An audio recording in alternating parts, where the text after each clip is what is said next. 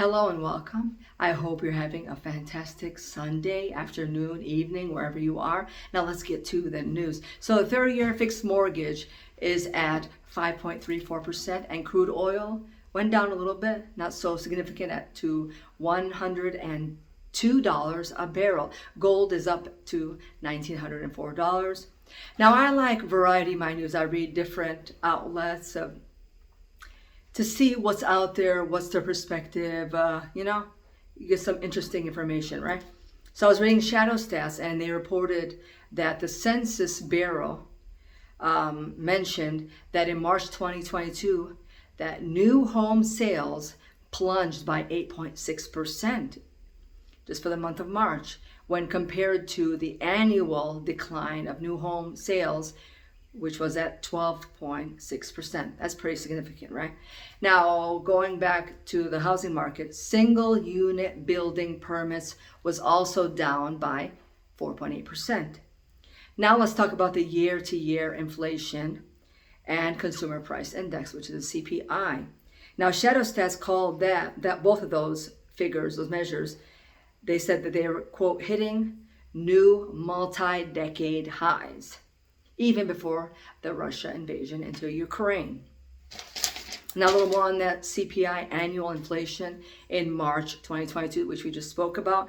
Shadow Stats said that it hit a 40 plus year high at 8.54%.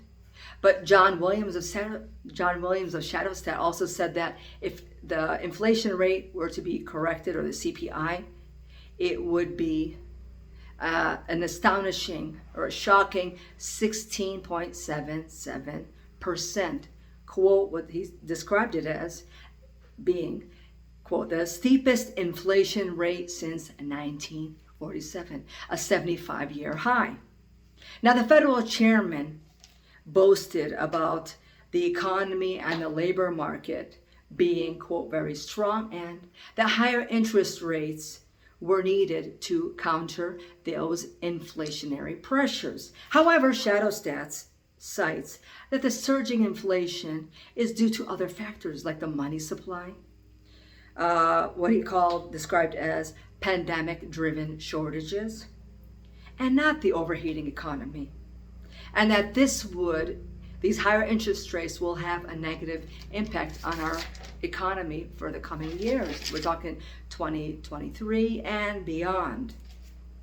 So we're far from having a stable economy, and that the war with Russia and Ukraine are only going to exacerbate those effects of any economic recovery. Now, Shadow Stats also described our economy as, quote, having severe systemic structural damage from the pandemic-driven shutdown. Furthermore, John Williams of Shadow Stats said that the unlimited money creation will only accelerate domestic inflation. Now, we already know that our dollar's being devalued, debased, and what Shadow Stats is saying to you and I and everybody, that if you want to increase your purchasing power, he says here, holding physical gold and silver protects your purchasing power of one's assets. Now, that's his information.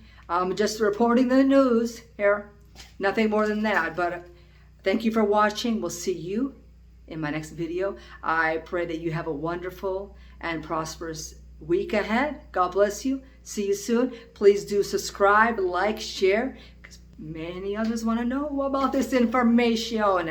Thank you so much. Bye.